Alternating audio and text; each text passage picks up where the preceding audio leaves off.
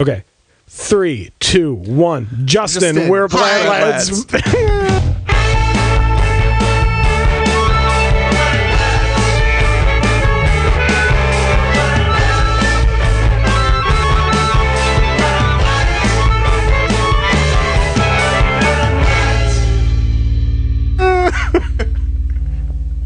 Hello. No, wait, that's not the theme anymore. No. We've got a shiny new theme for a shiny new show. Plaid Lads 2.0. In the future. Plaid Lads 2000. We're all wearing spandex uniforms, and we're all utopian shade of mocha. Yeah. We're gray like the neutral people from Futurama.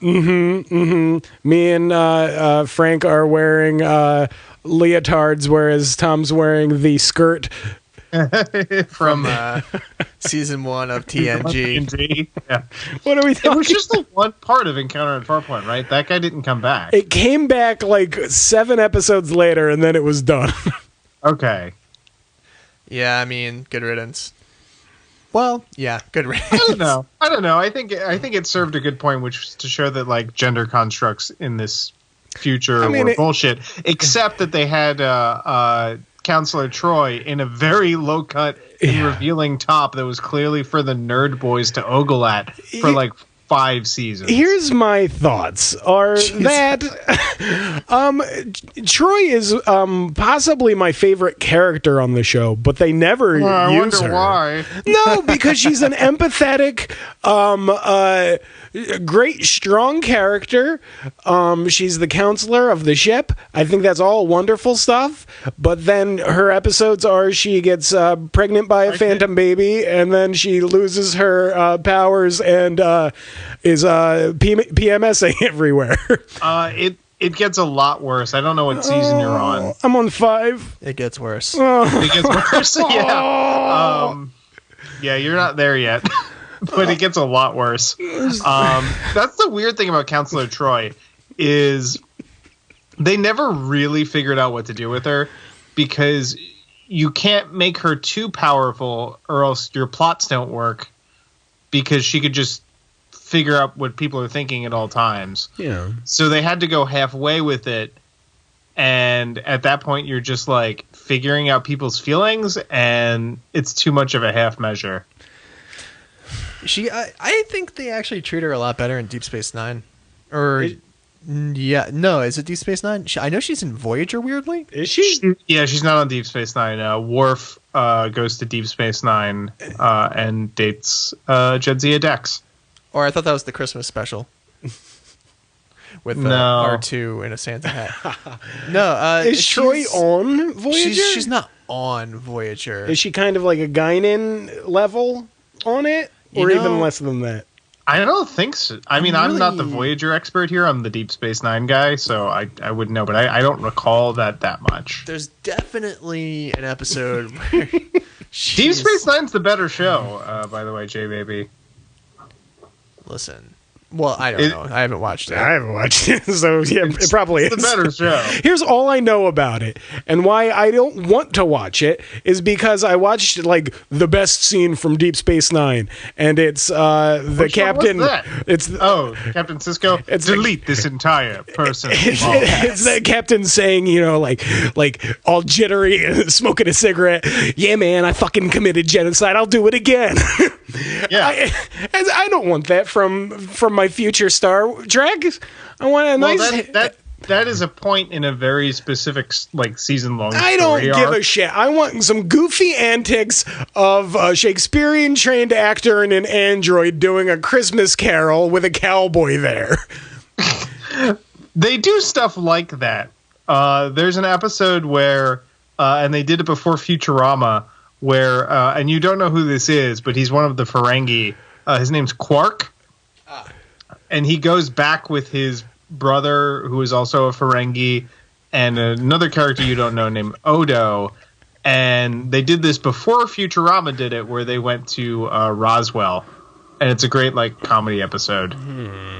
And it's Guys, I love the Roswell Futurama Can episode, we but take this, this all again? No. I don't think so. I think this is great. How are you guys doing? When are we going to keep talking about Star Trek? Speaking of deep space where it's cold, it's very cold in New Jersey. What are we thoughts? Holy fuck, it's cold.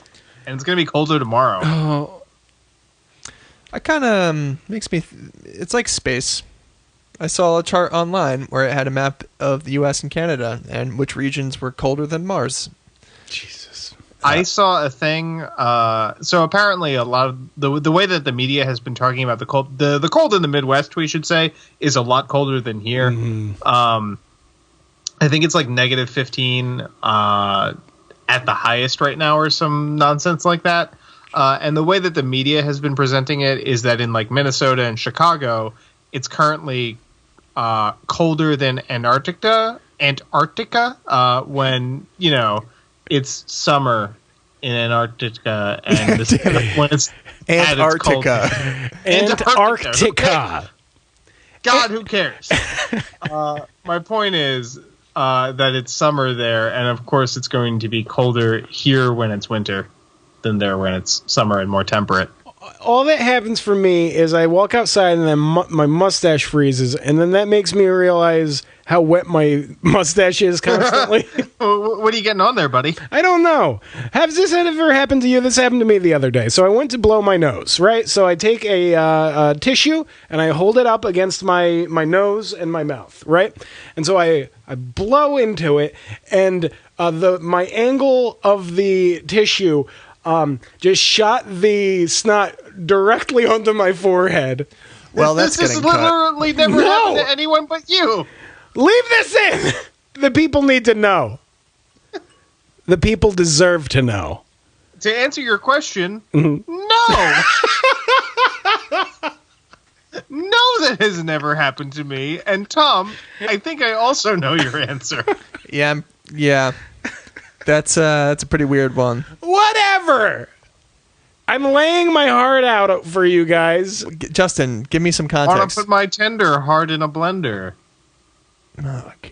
Spin around to a beautiful oblivion. Jesus Christ, Frank. What the fuck is wrong with you? What, you don't want a little Eve 6? Yeah, obviously I do, but not now. It's all about context. Let's go. Enough about snots and foreheads and Star Trek, everybody. What's currently events? Current events. Current events. I'm walking on air. Current. Never thought I could be so current. Oh, so cold it is the air. It's a cold, cold baby out there, babies. Speaking of being cold, guys, did you look at the wolf moon when it happened? The wolf. I did not. Wolf supermoon. I looked up while outside having my nightly 12th cigarette. I looked up for a moment, saw that it was like, where's the moon? And then maybe it's red. Then I put my head back down to look at my phone. And then I have this thing of like, whenever these big astronomy type events happen, I'm always like, oh, it just looks like a slightly brighter thing in the sky. Why do I give a shit? I can see better pictures of it on my phone. Who cares? Glory of nature, my ass. I don't fully agree with that. I can get a high-res picture of my iPhone of this. Who cares if it's in the sky where it looks like nothing? I look at it and find it cool and then move on with my life. Well, let me tell you. Okay, so I drank in the blood moon, so to speak. I drug out my old telescope, pointed it at it, took it right in. It was really great. It was really beautiful. And that's I've been kind of getting back into astronomy a little bit lately, Frank. Although I kind of hear you. Because one of the planets that's out right now is Mars. And I found it with my binoculars, and I aimed my telescope, and I got everything just right, and I found it in the focus. And I have different lenses I can try it, but it was still like the size of a fucking grain of sand. And I was just like, well, this is nothing. It always kind of makes me wonder, like, how much of ancient astronomy, when they were really just starting to figure it out, like, how much, like, obviously ours is a lot worse due to light pollution and things like that. But, like, how much of it were they actually able to see? I gotta say, though, man, I mean, like, if you've ever experienced properly dark skies. Oh, yeah. It's incredible. Yeah, and you have to realize that for most of human history, that was everybody's experience most nights. Yeah. So, like, people were more familiar with the cosmos. Anyway, so I've been trying to get back into it. It's rewarding when you can dial in a really nice view. Although, again, Frank, I share your frustration because I also trained my telescope at the Andromeda Galaxy. And I figured it's barely visible to the naked eye, but I figured through a telescope I would see like the beautiful spiral disc, and it would be like all-inspiring. Yeah, it was just a fuzzy thing. You were able to see a subpar video game sequel. That's a Mass Effect Andromeda joke for all you kids out there. It's a 2-year-old video game joke. I've never had so much hate in my heart. Wow. So, I'm going to start slowly just turning this into Star Talk. Speaking of... better not. No, let's not do that. That would be a problem. Speaking of Star Talk, our new host on the Plaid Lads, everybody welcome Neil deGrasse Tyson. Hello, boys. Oh, no, please, sir. Is he coming back? We're just going to let back for some reason? Like Johnny Depp, we kind of weirdly just let back. Well, I mean, that's the thing. It's because nobody in power is... Certain people in power are following through for business reasons. Nobody in power is actually holding anybody accountable because they need to be held accountable. It's for business reasons. But that being said, if business is being forced to act this way, then that's a good societal change. But with things like Johnny Depp and people like J.K. Rowling defending him... Fart. I have to fart every time people say J.K. Rowling out loud. It fucking sucks. It's disheartening, I'll say. She is also a transphobe. Check out her Twitter sometime. Yeah. I was never a big fan of Neil deGrasse Tyson, to be honest. I never liked the way he explained things. He, over the years, I mean, not to admit that I enjoyed some of his work, because I did. I did too. And over the years, he's gotten more and more Richard Dawkinsy in his assholishness. Yeah. But he wasn't always like that in terms of, obviously, his public persona. And there needs to be science educators and popularizers. I think that's always a good role to have out there. So who do we got left now? Michio Kaku. No, he sucks too. Does he? What's his problem? Yeah. When the stuff came out about Neil deGrasse Tyson, he really circled the wagons and was like, no, men of science believe you, Mr. Tyson. He's also one of those new atheist guys. Yeah. Ricky Gervais. Yeah. All right. So I guess next week I'm going to launch my side podcast. Star Chat with Tom. Star Chat. The non-toxic male mansplation center for astronomical jackassery. We always have the long dead Carl Sagan. We do. We always have short dead Stephen Hawking. He cheated on his wife. So. That's but he cheated on his wife consensually. That's true. Yeah, That is a line I'm willing to draw. You cheat on your wife, sucks for your wife, but you cheated on your wife consensually. Yeah, and you're an asshole, but... And you're an asshole, but you're not a monster. I'm working on my Kermit the Frog impression because it's actually also a Carl Sagan impression. That's fairly accurate. Yeah. Just bring it down a few notches. It's only one more sleep till Cosmos. We are all star stuff. We are all made of star stuff. We are made of star stuff. We are all made of stars as... fuck, who did that song? Speaking of stars, how about the Oscars? The Oscars. So they nominated a bunch of shit. The big front runner, of course, being the currently embroiled Green Book. I think for no reason that makes any sense at all, Bohemian Rhapsody is going to sweep it because Bohemian Rhapsody keeps winning awards for some reason. Well, yeah. Well, Speaking of things made by rapists, yeah. That's the latest one, right? That even more people have come out. Even more people and in more detail. Yeah. With more corroborating evidence. Jesus Christ. But that shit, I mean, I'm not completely in the know, but like that shit's been around and known for years. For years. Bryan Singer.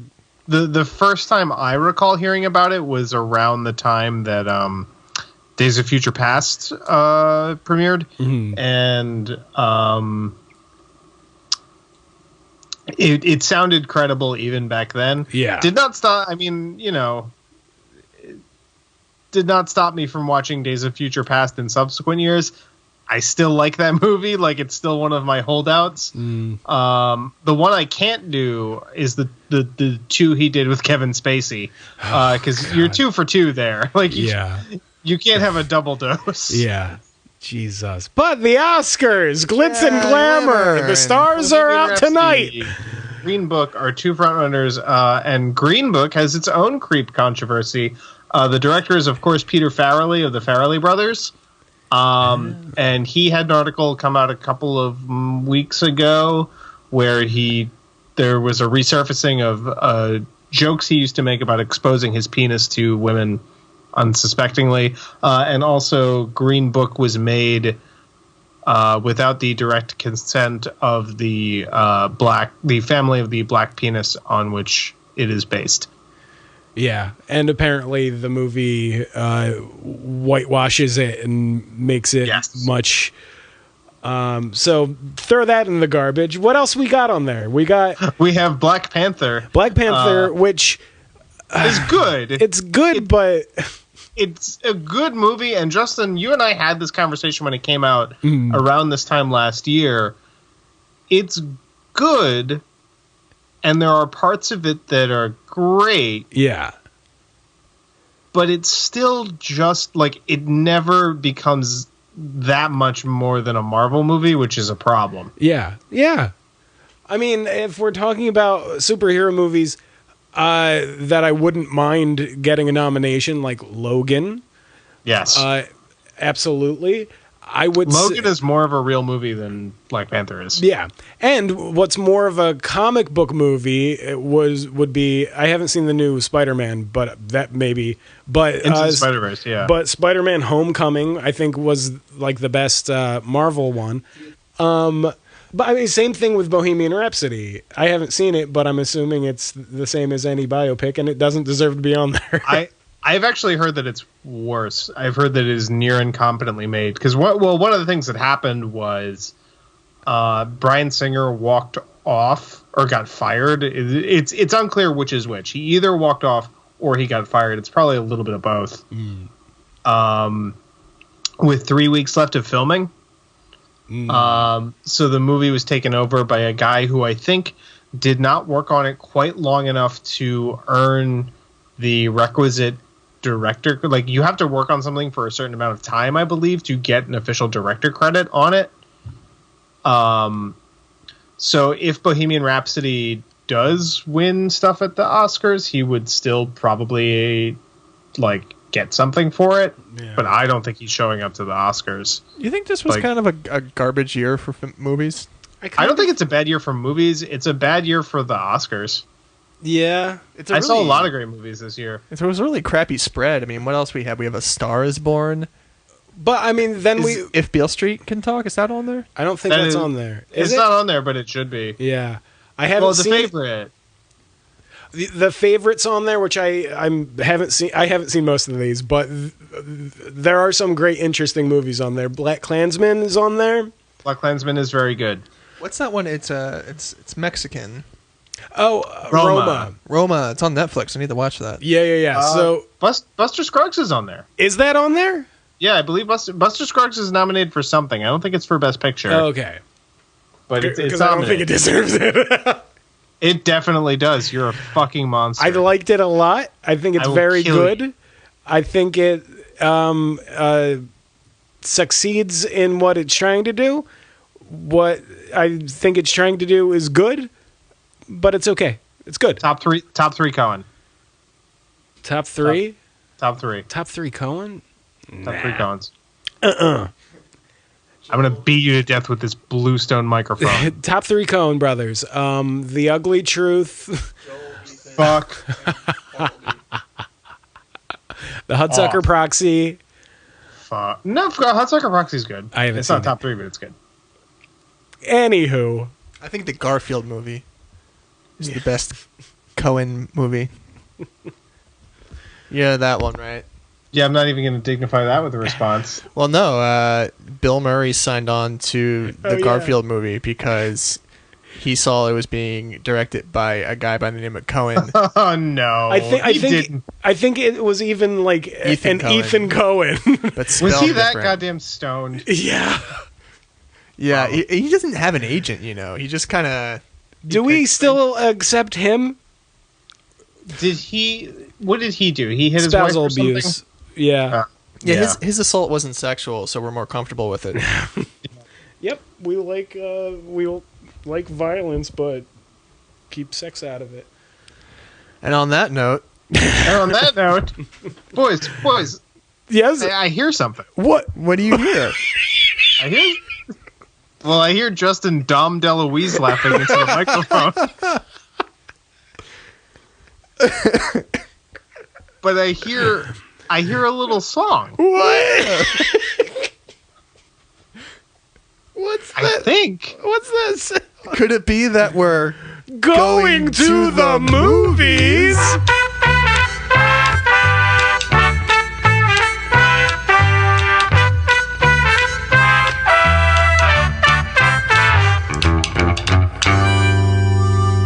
I already know an awful lot of people, and until one of them dies, I couldn't possibly meet anyone else. Well, if anyone goes on the critical list, let me know. As you can see, she was in serious trouble. But she still found time to enjoy herself. Of course, she never had as much fun as her husband. Now, he knew how to relax. You see, it all began when he got off the train. Now, there's a relaxed husband. Police probably think I killed him. Instant divorce, you mean? From then on, her life was one round of enjoyment. Entertainment. Enchantment? What are you doing in here? I'm having a nervous breakdown. But her life wasn't always that gay. There were times when she was in dire jeopardy. When we played our charade, we were like children posing. That's all playing a game. All right. Speaking of Dom DeLuise laugh, actually, he's not in this movie. He should be. He should be. Boys, I think we're talking about Stanley Donen's 1963 romantic comedy classic? Romantic comedy thriller action fun time. Classic. Charade, starring Audrey Hepburn and Cary Grant. Scrumptious combination there. What? So here's a weird... Jesus, I take that back. Let's get this out of the way right away. Cary Grant was 59. He was 20 years Audrey Hepburn Sr. I looked it up, and I was actually surprised that, Audrey Hepburn was 34. And I he was like, kind of 55. like, it was, I was fully prepared to vomit with rage at her being like 26. It's another movie where there's an age gap about that big. Mm-hmm. Crocodile Dundee. I also watched that movie this week, mate. That's not a knife. Noi. All right. Anywho, Charade, directed by Stanley Donen, who is probably most famous aside from this movie for co-directing Singin' in the Rain with Gene Kelly. The last movie, fun fact, that Stanley Donen ever made is a movie that we should do called Blame It on Rio, because it is horrible. It also involves an older man having sex with a much younger lady, but it's Michael Caine, middle-aged Michael Caine, and like a 16-year-old girl who is his best friend's daughter. Hey, Laughs. can we do that Marlon Brando movie? No. It's like Last Tango in Paris. Oh, no, that's... No, we're going to stay away from that one. The butter. No.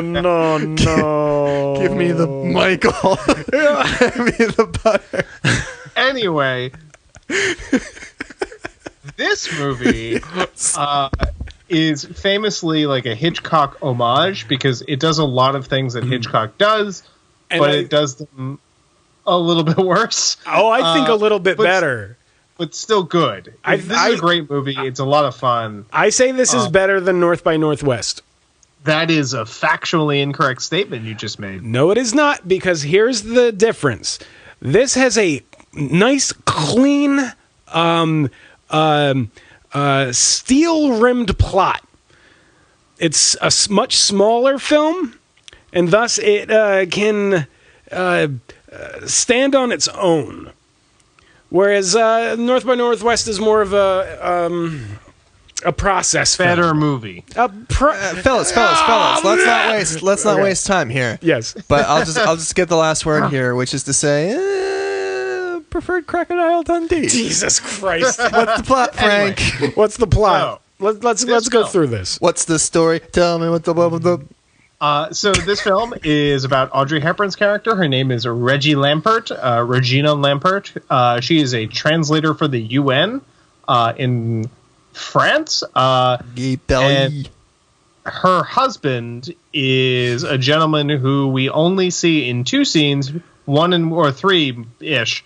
One in which, in the very, very beginning, he gets thrown off a train in his pajamas. Literally, as the movie opens, this guy's getting thrown off a train, and he's bloody and messed up. And she meets, randomly, while she is on a skiing vacation, Cary Grant, who is going by the name Peter Joshua, is his character.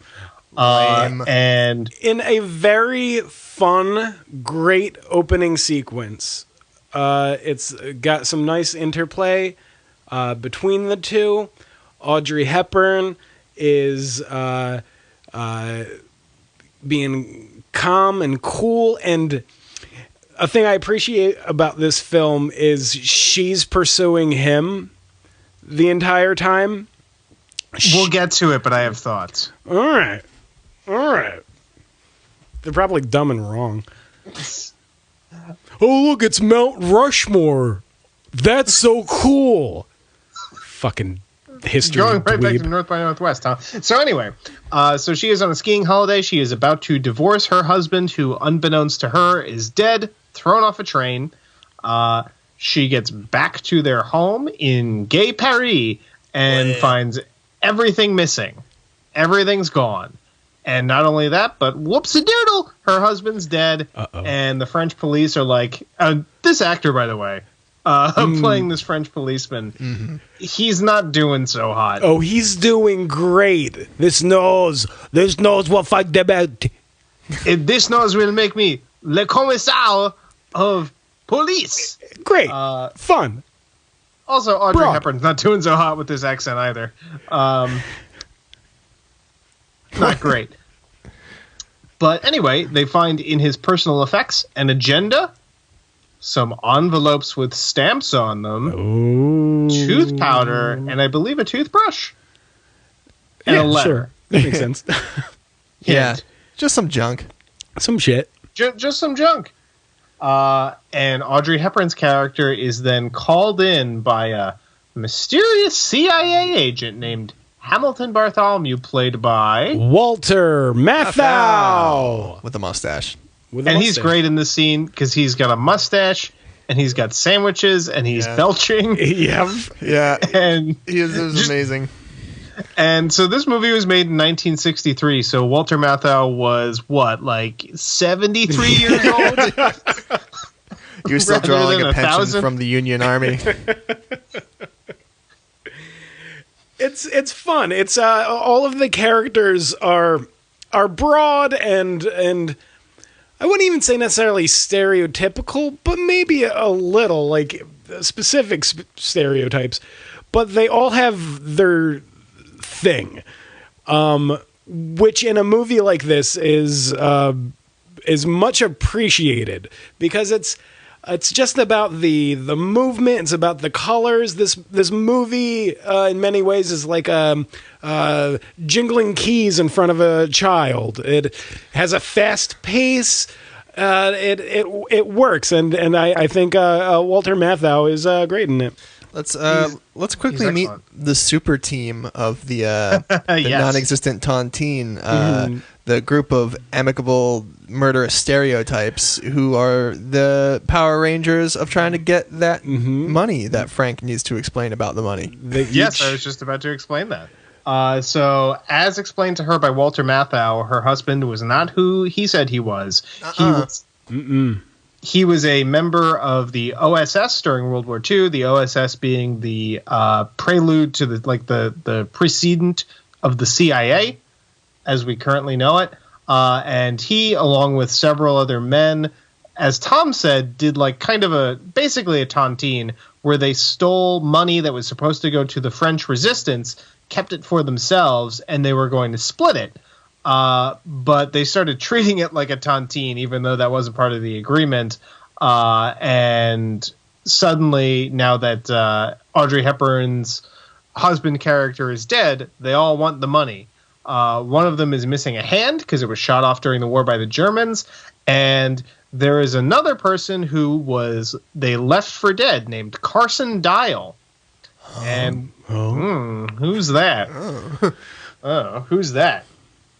But they all show up to this guy's funeral, and they're all like messing with the body, which is hilarious. Yep. The one guy. First is the nerd. Yes. Who sneezes on him like a fucking nerd. Achoo! Which is very funny. Then you got Duck You Sucker walking in. James Coburn. JX. With a mirror that he puts under his nose. Very stoic and badass. Then you got Angry Guy McGillicuddy. Stabs him. Yeah, he looks like Michael McKean, but tall. Yes. And he's just the angriest little man. He's big. He reminds me of somebody. Michael that we used to McKean, work but tall. with. I just said it. Oh boy. But he stabs him with a pin and then slams the door again. He should have stabbed him with the hook hand. That's true. But it would have ruined the reveal of the hook hand. Now I just realized why he did that. Yeah. I guess Stanley Donen is a better filmmaker than I am. Is what I'm saying. Don't say that, Frank. Frank, come on. So anyway, she turns to Peter Joshua, the Cary Grant character, for help here. And he's very accommodating. Like, he's being very capable and knowledgeable and willing to mess with these three weirdos. And then it's revealed, what? That he's in league with the three weirdos at the end of the first act. Mm-hmm. And not only that, but his last name is Dial. He's Alexander Dial, brother of the guy that they left for dead. And I think I've seen this before many times. But all of the twists work very well. Yes. Cary Grant and Hook Hand get into a fist fight, which we don't see. Audrey Hepburn comes in and Cary Grant is like knocked over a bed. Very fun, very light, comedic, but with keeping that tension up. And the 60-year-old man jumps from window to window, and it's fucking tense. But they cut it with jokes. A woman says another man to her husband, like, another strange man looked in at me and waved. Like they're British. But it's this wonderful, masterful, tightrope walking of tension and comedy and romance. I feel like this movie. Yeah, it's like it's a real movie with like tension and tone, and it's made for adults. Mm-hmm. Speaking and nobody's of in a which, cape. Mm-hmm.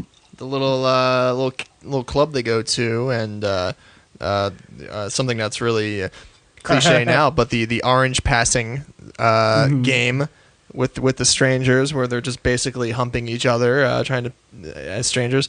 So I think that's all of this movie is the Rosetta Stone. I hate that. It's the epitome of something. It's the epitome of that kind of 60s chic. It's 60s, check. Parisian, check. Audrey Hepburn, Yes. check. Yes. Silly twists and turns, double check. Yes. It's the epitome. It gets copied. Examples are like Archer. Examples are like every wine commercial you've seen in the past 40 years. It's just, it's, you know, what's that kind of like that saucy kind of bossa nova music? It's an Girl from Ipanema. Yeah. Like that, yeah. It's an aesthetic.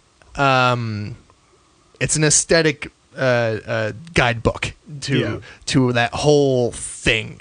And it epitomizes it, and it kind of affected my ability to enjoy it a little bit, because it's like, no, this is where it comes from. Well, much like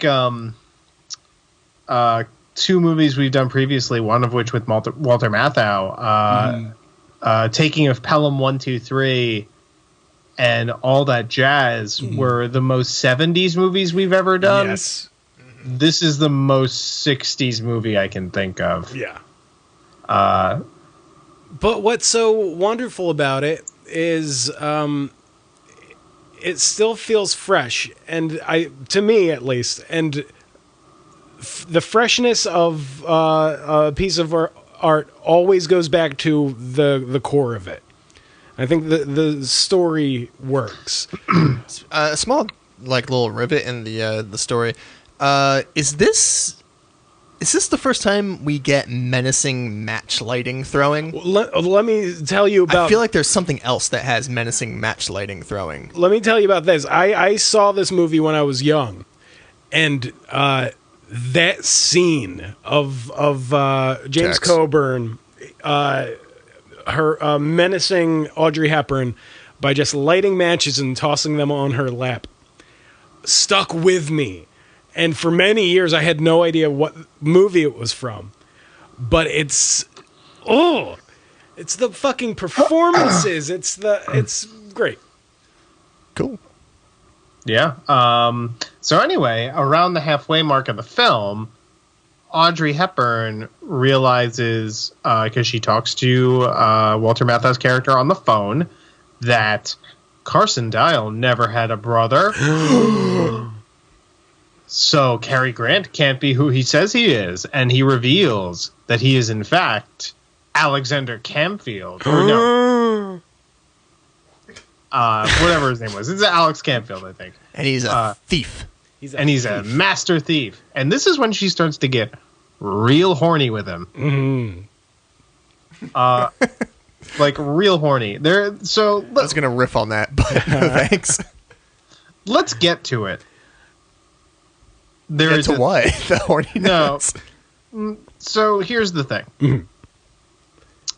At every avenue, whenever Audrey Hepburn's character is shown to be competent and savvy and capable, she instantly flips a switch into marriage crazy for Cary Grant. Yeah. And it happens probably most egregiously at the end. Yeah. Yeah.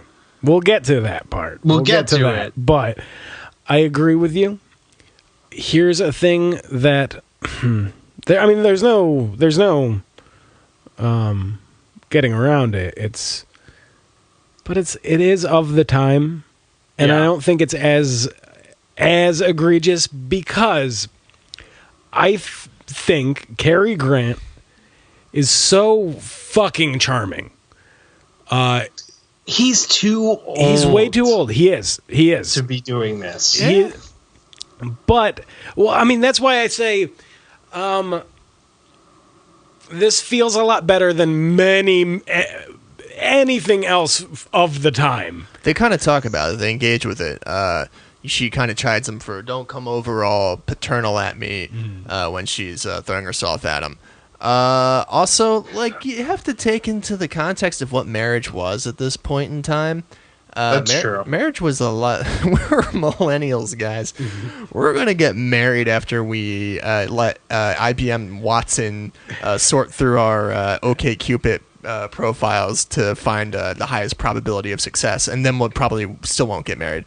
People just got married flippity floppity back then, just for no reason. And the age difference thing, it is what it is. It's a thing. It's a proclivity of human beings. Sure, it's codified and deified by patriarchy, but it still exists. It's still a thing. That's true. Plus, he's Cary fucking Grant. He's Cary Grant. I mean, he does look 60. He looks very old. But like I said, starting to look there. Like I said before, I was pleasantly surprised that Audrey Hepburn was as old as she was. So fucking old. And not younger. Oh, gross. 34. Get out of here, Grandma. But I mean, it is a weird dynamic between the two the whole time. But things I will say that I found interesting in the context of the time is she was pursuing him the entire time. So she is very horny. She is. And she's going for it. He is as much as Cary Grant can in a film is standoffish about that. While at the same time being so fucking charming. Him taking a shower with the door open with his whole suit on, fun. Yes.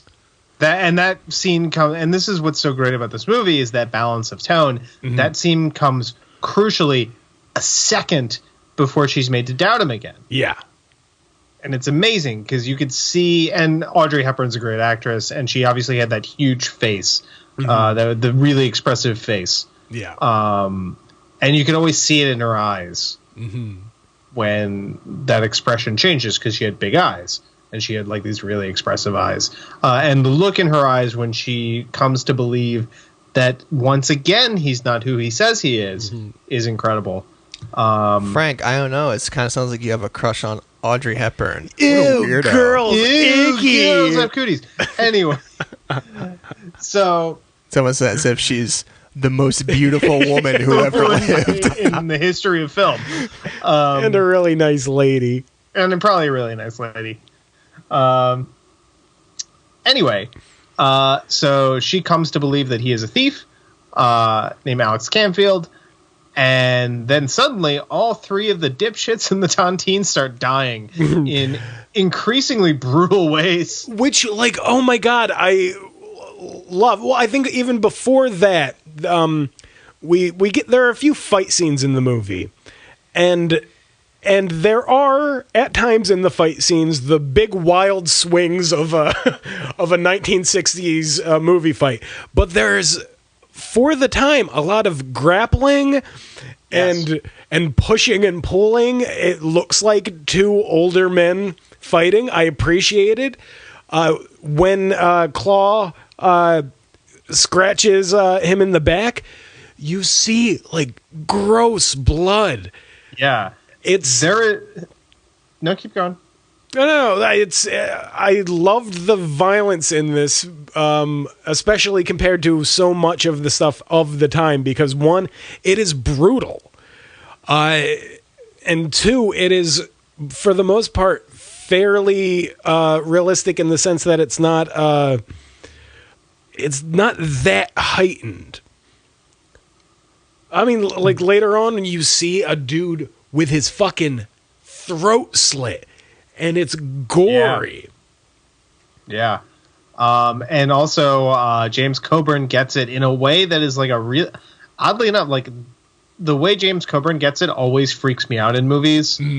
The plastic bag over the head for some reason, like that freaks me out. Guys, you didn't get that? It was autoerotic asphyxiation. He was jerking it to dial. That's why he's writing it on the floor in the carpet. And there is one. I don't know if you guys caught this. There is one out and out James Tiberius Kirk Kia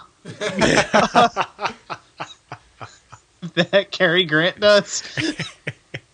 Where he kicks the gun out of Claw Guy's hand. Yeah.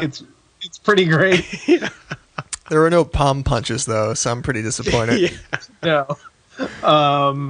So anyway, as these three dipshits start dying, Audrey Hepburn's character comes to suspect Cary Grant's character of being the one who is killing all of them and taking the money. And throughout the movie, she keeps calling Walter Matthau, and he's the one who keeps giving her more and more information that makes Cary Grant seem so suspicious. Carry on. Yes, and there is a series of clues that lead them to realize that the money did not come in the form of cash or gold anymore, that Audrey Hepburn... It came in the form of a fun adventure that they would cherish forever, and the love that they've found. It came in the form of rare stamps that were purchased by Audrey Hepburn's husband that he affixed to the envelopes that he had in his bag. Envelopes that were taken and sold by the annoying-ass little French kid. Yes. Oh, God, I hated him so much. He sucks so Here's bad. how I would like him more. He needed to be a little chubbier, and he needed to have chocolate on his face at all times. He's French, not German. See that little kid's head get ventilated by James Coburn.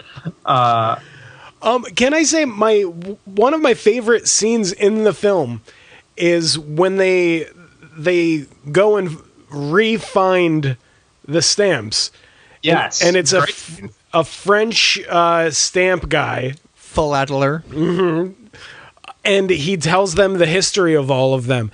And he's just in awe of these fucking stamps.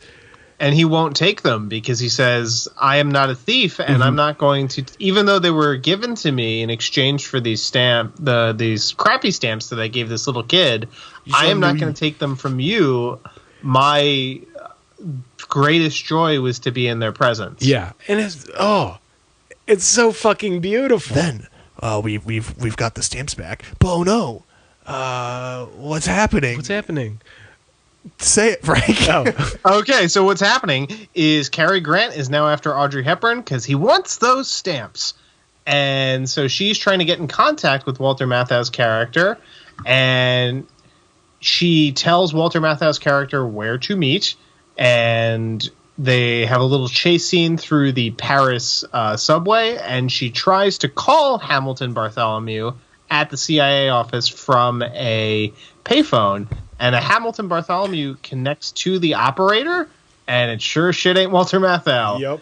Oh, I'm some bald guy. Oh, she must be confused.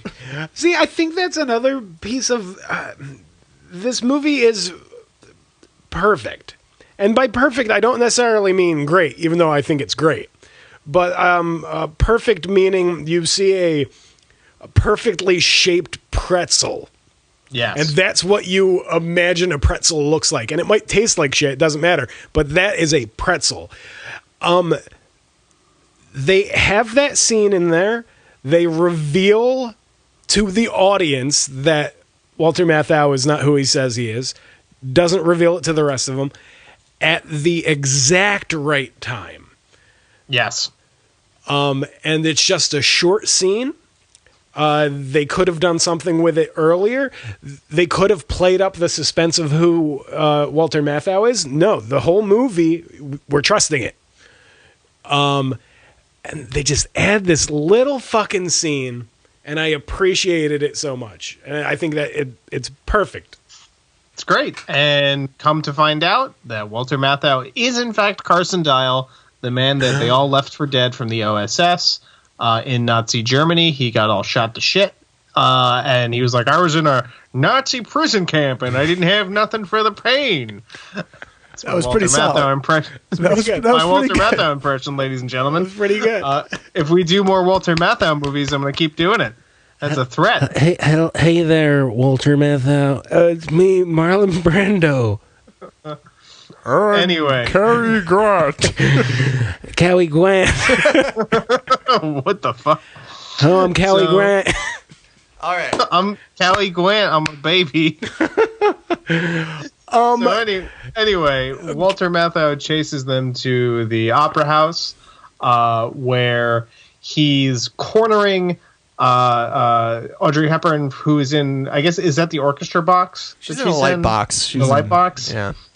And Cary Grant is underneath the stage, and he uses the grids of the trap doors and the sound of Walter Matthau's steps on the grids of the trap doors to figure out which trap door lever to pull. And at the moment when he's about to shoot Audrey Hepburn, Cary Grant pulls the lever, and Walter Matthau falls, I guess, to his death, even though I don't think that would kill him. At most break an ankle. Yeah. I fully expected, because he falls and then Cary Grant walks toward him. I fully expected Cary Grant to shoot him in the head and finish the job. I wanted Walter Matthau to roll over and be like, ow, that hurt. I wanted a blood puddle. He landed, but we didn't get a snap. You know what I mean? I wanted some fib fractures. I wanted some arterial blood spurts. You know? I mean, based on the rest of the violence in the film, that would fit, and it is kind of disappointing. The end, he does also supervillain monologue a bit.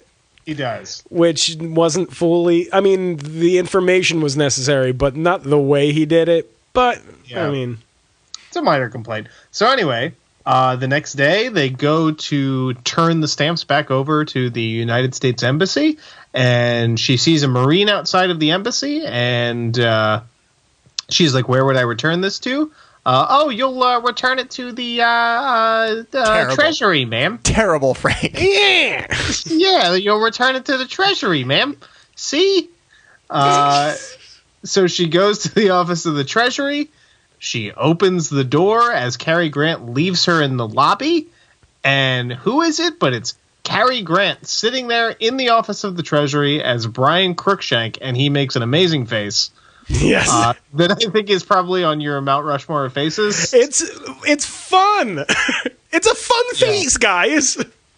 Yeah. And he proposes marriage to Audrey Hepburn's character, seemingly jokingly, but she takes it seriously, and they kiss. But here's what I want to ask you. Yes. Yep. The way Cary Grant plays it, I think there is room to interpret that he is still lying. I was thinking that myself. Fully lying, as in he's not working. Lying. Yes. I was thinking about that. I was waiting for something more definitive than just calling his secretary. I was waiting for a bald guy, actual Walter Matthau's character, Bartholomew, to come in, baldy, and go, "Oh, there you are, Brian. Wow, good job." No, I'll tell you why not. Because, like I was saying, how this is a perfect movie. This movie is not interested in leaving loose ends. A possibly better movie might, but this movie just wants the romance, the fun. It's cheap entertainment, but it's good American craftsmanship that you would get from cheap entertainment back in the day. You know what I mean? Yes. So I fully just accept accept that. There's a moment, I think my favorite moment in the movie. Throughout the movie, whenever he reveals his new alias, she asks, married? He says... is there a Mrs.? Is there a Mrs.? Blah, blah, blah, yeah. Is there a Mrs.? He says, yes, divorced. Each time. This last time, he says, she says, is there a Mrs.? He says, yes. And then she says, divorced? And he says, no. And she's, that whole time has been playing along like she always has. But when he says it this time, she kind of just goes, oh, yes, sorry. You know what I mean? Right. Yeah, like, oh, right, she's dead. Sorry, I brought up your dead wife. Yeah, well, like, oh, so the game is over. Yes. You know, and I think that I love that moment because it's a really great Audrey Hepburn acting thing. Yeah. Anywho, so boys, how do we rate this movie? how do we rate it? Well, I just gotta say, I think I'm gonna need to watch it again before I can fully rate it because the copy I got was really janky. Mm. Like it looked like flip phone, like first year YouTube quality, and for some reason, some of the soundtrack, the wonderful soundtrack by Harry Mancini, had been overdubbed with shit. So here's the funny thing about this movie. When it was released, it immediately entered the public domain because they fucked up the application to have it not be in the public domain. Interesting. So you can literally just watch Charade for free at all times. So was that then your copy a 14-year-old boy's musical experiment? Maybe. And I rented it from the library. I was expecting better. I knew something was up. Maybe we'll post it or something, but like it was the famous opening sequence with the animations, and then this like 90s MIDI generated reggaeton started playing. That is probably exactly what happened because you can literally just do whatever you want to Charade because they filed an invalid copyright notice as soon as the movie came out. Also, like the print they lifted it from looks like it was found in the basement of like a Russian submarine where it was the only movie they had to watch for 30 years. Like it had like the cigarette burns for changing reels. It was really manky. Anyway, it was a great movie. That being said, am I completely wrong? But I feel like this movie is very underrated. It is. You really don't often see it spoken of in the same breath as a lot of movies from this time period, a lot of Hitchcock or a lot of like other sort of romantic comedies of its ilk. And I'm not entirely sure why that is. Like a fucking Cactus Flower, I think, or has a Criterion Collection edition. I don't know why this doesn't, other than the weird copyright issues and the fact that it's public domain.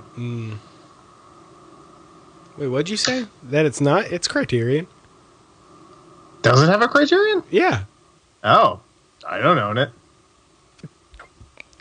You don't Stanley Donen. Ah. Oh, interesting. Is the Criterion version good? Not really. It was like early okay. Criterion. Fuck this movie. Roman Holiday's better. I give it 10 out of 10 Cary Grant Kias to that guy's gun. It's pretty good. I give it 4.5. Cary Grant, 60-year-old man leaps between windows. North by Northwest. That's not a knife. Oh, Christ. Charade. That's a knife.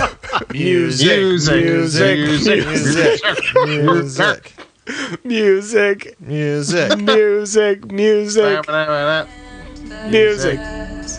Beckon to me to come, 'cause you're the one I got. You're the one I got. So I'll keep turning down the hands that beckon me to come. Oh, I'm the guys who feel it falling from you. Here it comes to me constantly. And the harmony only when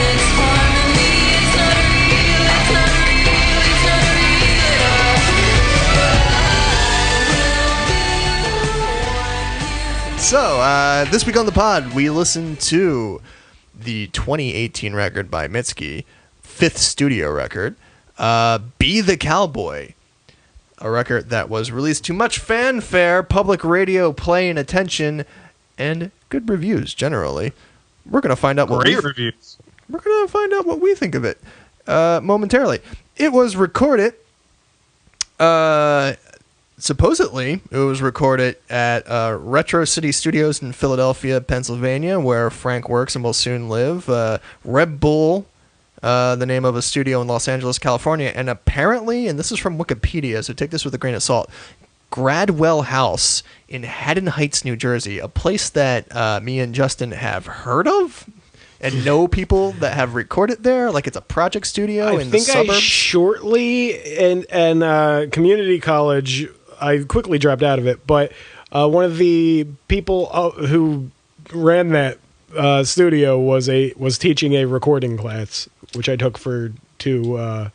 So there you go, 6 degrees of Kevin Bacon between us and Miss Mitski. What do we think? I'm going to jump us off here in that I've never heard a record or an artist who more definitively needs to write a James Bond song. Oh, hell yeah. Oh, yeah. I think, yes. Yeah. She is, her voice, or at least her singing style, is so very melodramatic in a good way. She's very Bowie. She's very Nico. It was bugging the hell out of me, but she's and I was trying to place it, and this was the last person on my mind for some reason. But she's extremely Tom York. Yeah, kind of. Yeah, it's not any of the big singles. It's a lot of the flowery, echoey in between songs, the short ones, and I was just railing my mind, going, who does this remind me exactly of? And it's Tom York. Yeah. Yeah, I can definitely see that. This record highly reminds me of Radiohead in general.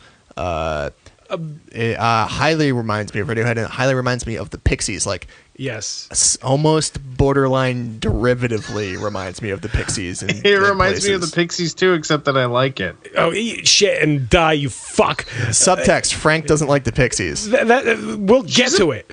She's a better singer than Frank Black. Oh, let's not even Jesus fucking, Christ! The ultimate apples and oranges. But I haven't heard somebody who's more influenced by the Pixies, in a real way.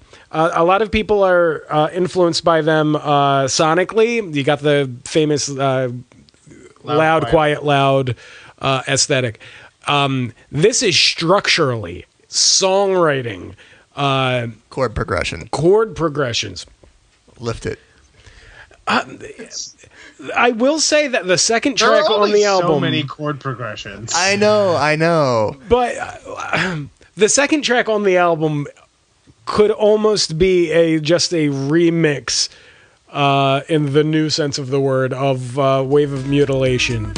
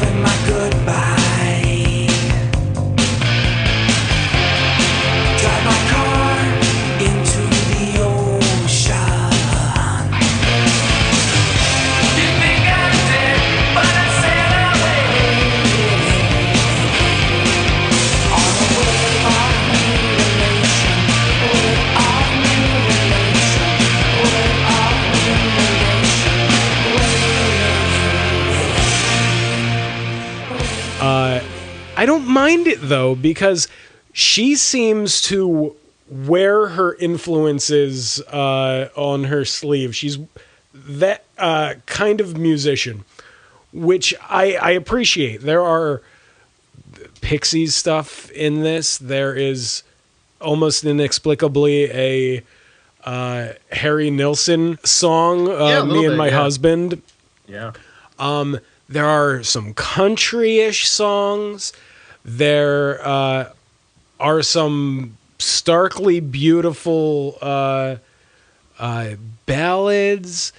There are some Hooga Chaka rock stomping songs. This is a very eclectic album,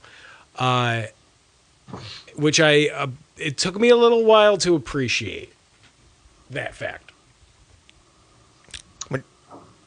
I would say what struck me when I first listened to this, because had any of you listened to her previous work before this? Very little. I really had. I had discovered Connie Converse, and then I read an article that named 2 musicians, and then one of them was Mitski, and I was like, "Oh, this is an awesome thing that."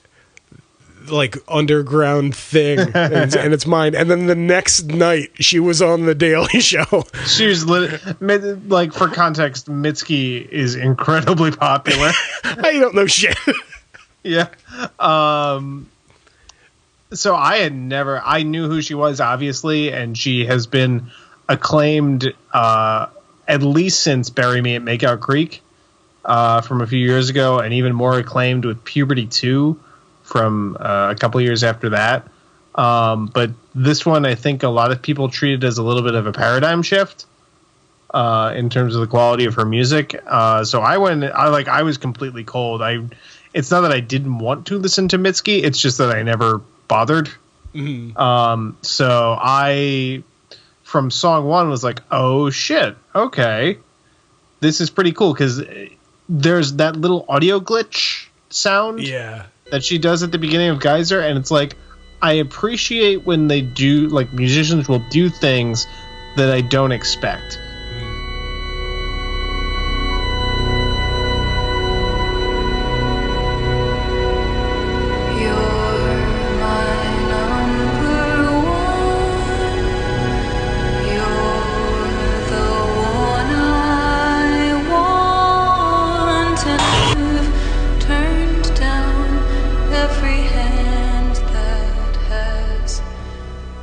For the virtue of it being an unexpected thing that doesn't detract from the texture of the song, it still feels like it fits. Yeah. And I was like, all right, I think I can get on board with this. And I was on board with the whole record, because you're right, Justin, it does do a lot of different things, and it does all of them very well. I'm not quite sure what I make of this record. It's not a slam dunk for me. You guys appreciate the eclecticness. I kind of wish it was a bit more coherent. I see that. I don't disagree. I see. That. Yeah. Especially the song you mentioned, the Harry Nilsson-esque "Me and My Husband."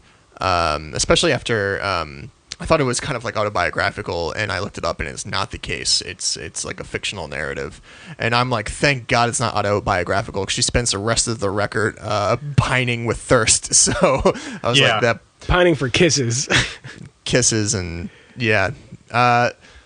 And at the same time, though, and we'll do a quick poll. We'll do a quick straw poll of these folks. Can music give you goosebumps? Justin? Yeah. Frank? I don't... Supposedly it's... Literally, it's... I can't remember the last time it happened. Right. Metaphorically, I have that reaction. Yes. I think it's one of those things where it's like a genetically influenced, if not determined, thing. The song "Nobody" consistently gives me goose flesh, like full body goose flesh.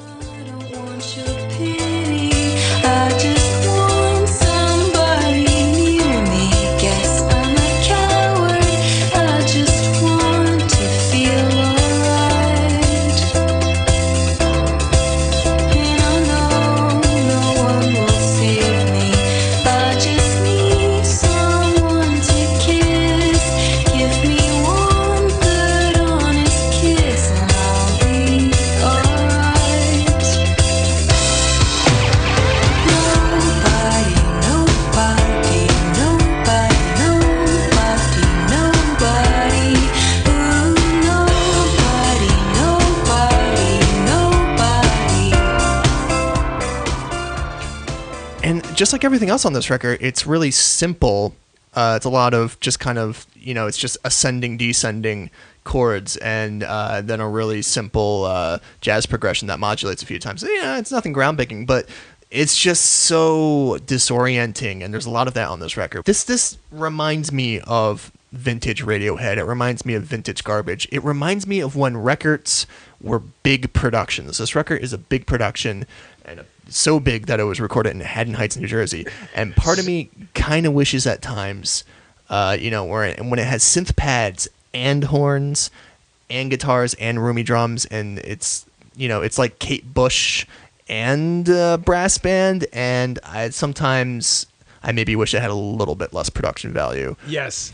It's a lot, yeah. I think the songs I love the most on this are the ones that are much more stripped down. Yes, this does feel like, and I'm very interested to check out her earlier music, because if this is such a paradigm shift, I think I might like her earlier stuff more than this, because it does feel like it's a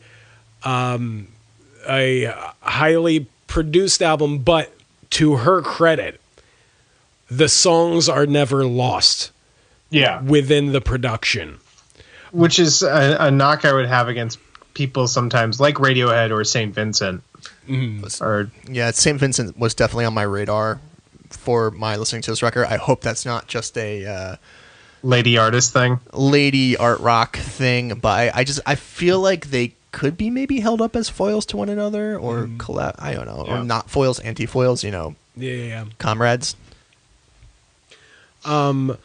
But I love the one song I've listened to like 100 times. I'm weird and I'll get fixated on a song, but Washing Machine Heart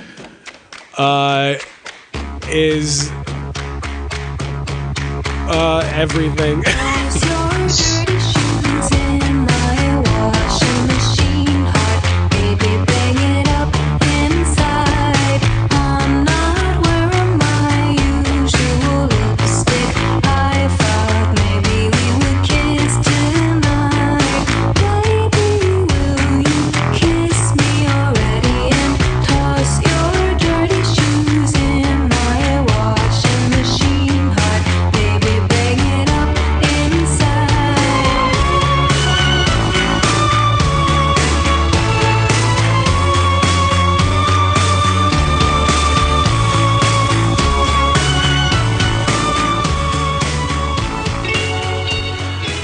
But I think my favorite is when she gets sad and quiet. A horse called Cold Air. Hold it. Come on, everybody! I'm on a horse called Cold Air. Fuck yourself. Fuck yourself. Is this very small, interesting? Not even the lyrics to that fucking song. You're a fucking piece of work. You shithead. But the horse one that I just said, it's small, it's short, it's spare, it's got cold air. Got cold air. I think it's much fucking like the cold air outside. Oh God, I'm gonna fuck you up. But I think it's great. There are a lot of a few songs on this that I feel are great. A lot of them just the more reverby big songs feel very samey to me. Not very, but not only to each other on the record, but to a lot of just stuff that's going on now. But I can see that there's the core of her and her music is very interesting. I just checked the personnel on this record. Interesting fact, and this was bugging me. I was wondering this. Basically, she did everything unless otherwise specified. And the otherwise specified is that her longtime collaborator, Patrick Hyland, who's worked with her on many records, did a saxophone solo in Remember My Name, a great sex anthem. And Philly Fatness, a Philadelphia brass band, So more credibility to the concept of her being in Haddon Heights for some fucking reason. Did some brass work. And that's it. So I guess everything you hear on this is Mitski themselves. Which I was wondering, because I was wondering if this was too many cooks in the kitchen, but apparently it's one cook going hog wild. Yeah, it's one cook doing a lot. How about you, Frank? Any songs that stand out?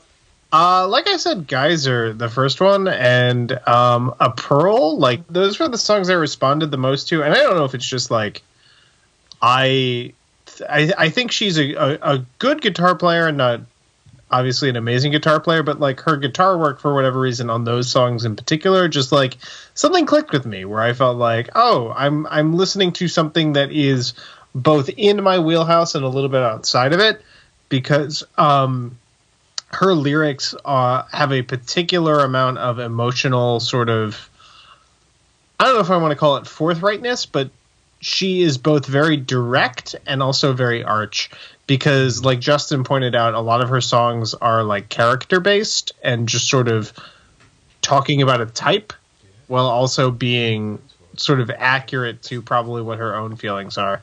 So much of a lot of the music feels very Angelo Badalamenti and what's the lady singer from Twin Peaks? Julie Cruz. Julie Cruz. Last one's out.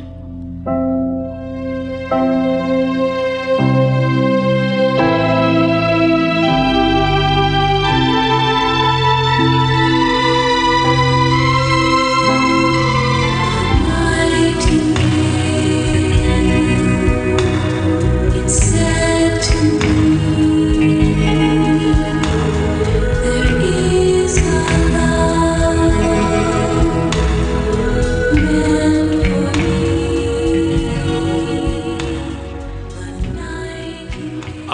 That I'd be interested to hear her earlier stuff, but she sings a lot of torch songs. Puberty 2, I think in particular, is supposed to be very torch songy. It does sound a bit like Angelo Badalamenti. I was just staring at the cover of this record while listening to it, and I was just thinking, I personally don't think this record's going to age too well. In terms of, it's using a lot of the moment audio things, like new old synth and chorusing synth in particular. And especially when I look at the cover, I don't know if you two have this. I still go to CD shops, record shops, and there are certain records in used CD shops where they will just have a stack of 10 of them. Like a certain Liz Phair record, or like an Ace of Base record, or a certain, just, it's not the best record by them, but it's usually the biggest and usually has their biggest single. I have a feeling in 10 years there won't be still CDs or CD shops, but if there were, there'd be a whole stack of Be the Cowboy for $2. That's just a theory. I hope that's not too harsh a criticism. I don't think it is, because a thing about the hype around this album, I feel kind of bad for her because yes, she very well might do the next Bond song, and then she's going to be at such a fame level that there's no quality will come of it, and that's happened so many times. I haven't listened to too much of her, but based on what you're saying, like, look at like St. Vincent and stuff. You know, she got huge, and now she's just she's a celebrity musician. You know what I mean? Yeah, she just shows up at Taylor Swift concerts. Mm-hmm. Oh, St. Vincent. Do you think Mitski's going to work with Angelo Badalamenti in the same way St. Vincent worked with David Byrne? Oh man, that David Byrne St. Vincent record. No, she's gonna work with Black Frank, of course. Oh yeah. Because she has great taste and the Pixies are wonderful. Fuck you, Frank. P.U. Okay. Smells like farts. So, do you give this a genuine kiss, a movie kiss, or let's see, What other kinds of kisses? Or do you give it a dirty shoes and a washing machine? I give it a movie kiss. You give it a movie kiss? I give it a movie kiss. I also give it a movie kiss, like a big old movie kiss. Like I give it a Cary Grant deflated volleyball. Rubbing your faces. Rubbing the lips dry against one another movie kiss. Cascading your wrinkles onto Audrey Hepburn's face. Just so much makeup colliding. Yes, indeed, Mitski reminds me of the Pixies and Radiohead. So many great things that had part of their heyday in the 90s. The 90s. Which also included Frasier! Dr. Frasier Crane makes a bet with his pappy that he's a good psychiatrist. Love me, daddy, love me. Appreciate me, daddy. I can tell a crook by his cover, but you can't Frasier Crane. But then he tries, he doesn't. The crook It's goes the out title with, of the episode. the crook goes out with Daphne, and everybody's upset by this. They get away in the end. Billiards. Frasier season 1, episode 15. You can't tell a crook by his cover, or can you? You can't. This episode was not great. What? Say what now? There are a couple of things that are not good, but I consider this a classic. Classic. Yeah, a fucking classic. Did I stutter? I think one thing this episode does that I think is kind of important is, like the last episode, it establishes Daphne, puts Daphne around some bad men again, and once more, just like with the bulldog last time, she knows how to handle herself. She's a tough broad. She's Mancunian. She's from Manchester with Joy Division and the Smiths. The Happy Mondays. And they don't take shit from nobody. No, especially not that dancing guy in the Happy Mondays. I forget what that guy's name was. So many dancing guys. Morrissey, toughest bloke this side of the English River.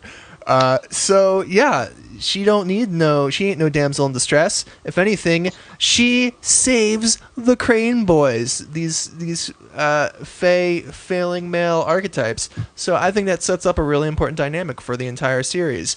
And I will pulp the twos of yous if you guys disagree. Frank got it. Thanks.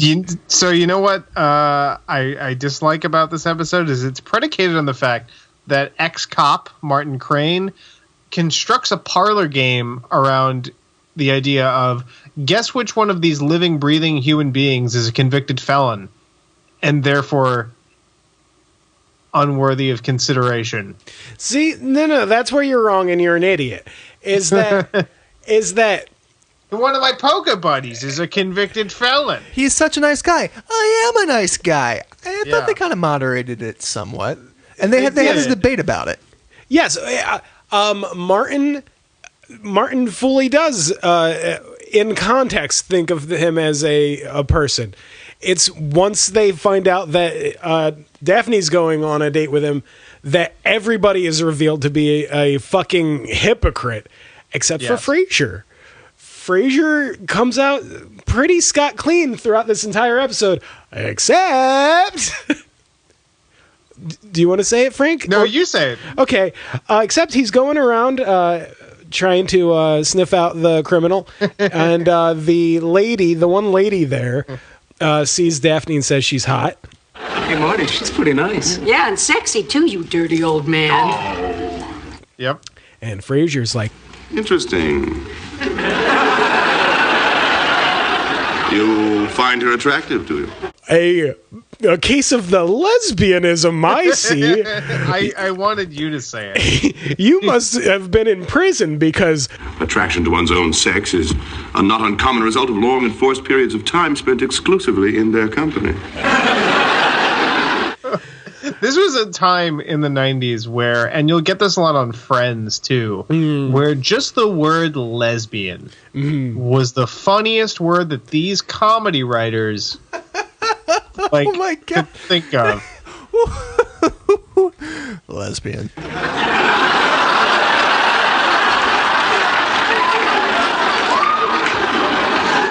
Yeah. It's true. Have we talked about this on the pod before?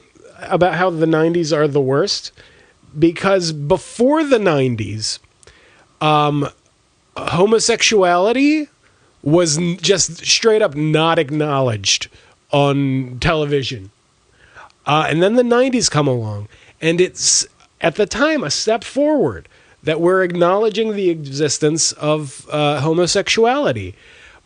But it's always a punchline. Wow, Frasier, I may have underestimated you. Really? Yeah, you're making a bigger jackass of yourself than I thought. And everybody's really uncomfortable with it.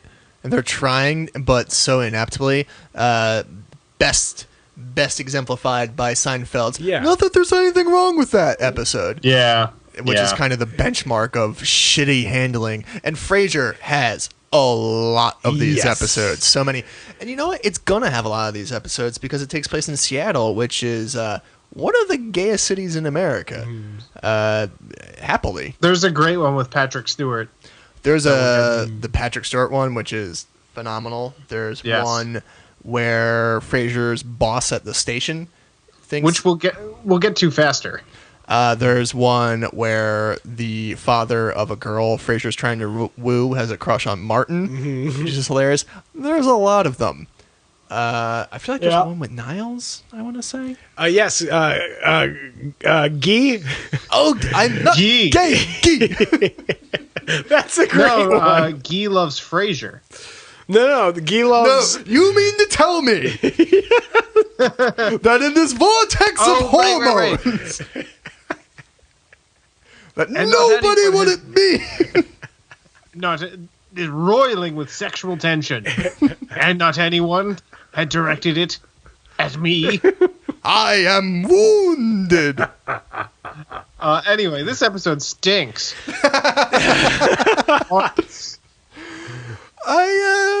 It had some, like, again, like all these early, it had some weird camera work, which was just bizarre, like the slow motion thing with the trick shot Daphne was doing on the billiards table. Which worked. It worked in the episode. I'm just saying it's weird. It's weird for the show. It's weird, but it's fun. I think, especially if you're comparing it to the rest of this season, I think this season has just like a couple of classics. Hold on tight, guys. The next episode's great. Also, did you catch the stars and bars on the bald guy's denim vest? Yes. Straight we up. Can still do that in the 90s. Straight up hate symbol. Oh, you can still do it in the 20-teens, Frank. It's just it's just the kind of person you are. That's all. So, what do you give it, guys? I personally give it on a scale of sinking 6 balls all at once and being pulped outside of the Topaz room. I give it a run for it. I'm giving it 6 gay geese.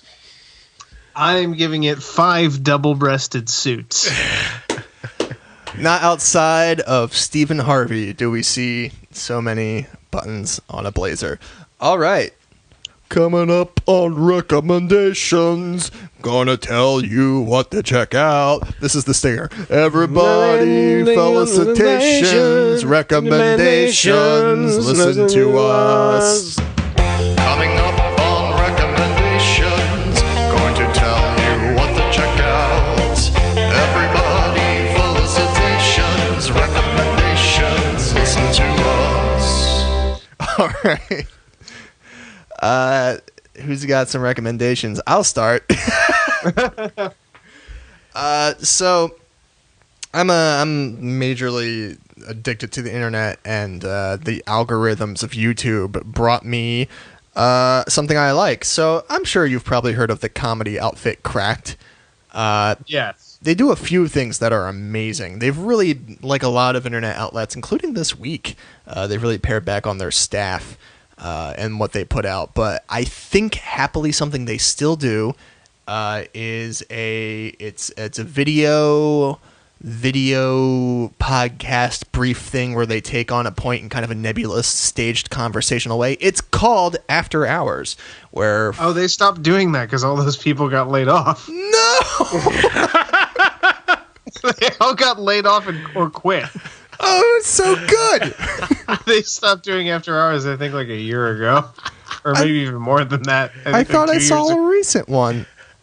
No. I highly recommend watching the back catalog. There's a lot of them, like maybe 100 or so.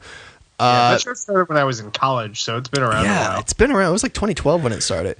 Yeah. Oh, man. It's so funny. It's basically what I thought I wanted this to be, except better in every conceivable way.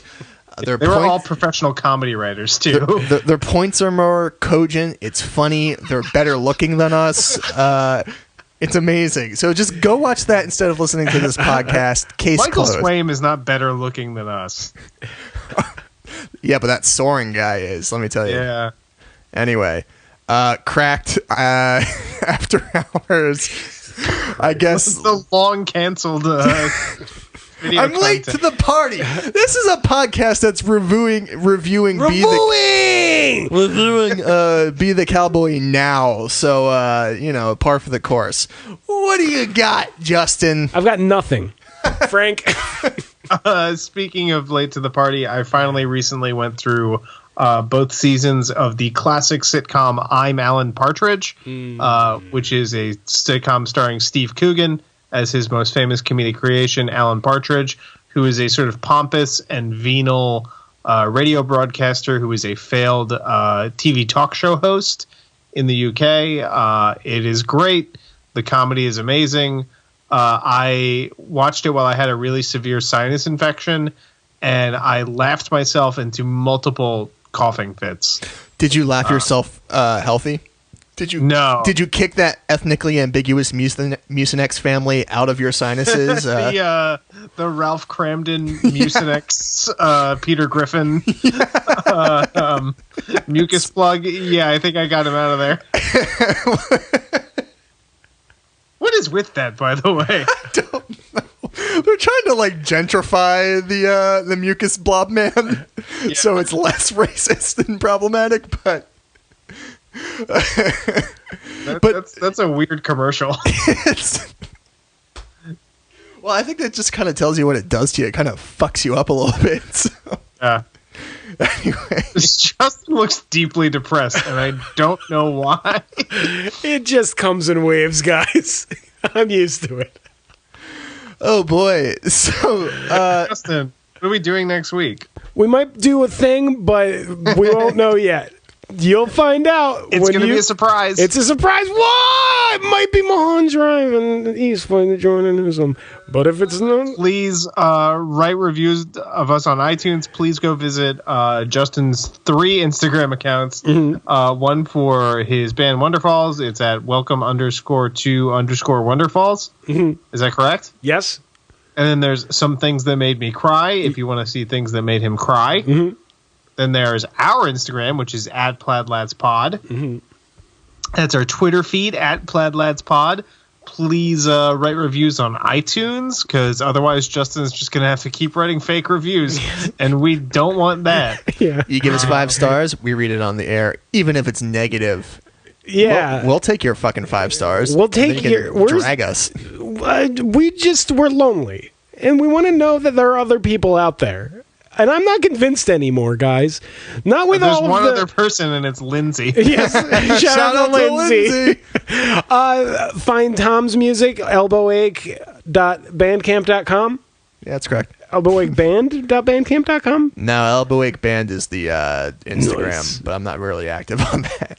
Okay. It's mostly me posting my cat and pictures of the moon and shit. Follow Fish Table Art. You can cut that out if you don't want it. Yeah, I used to paint. That's on Instagram. Fish Table Art, I guess. Anything else, fellas?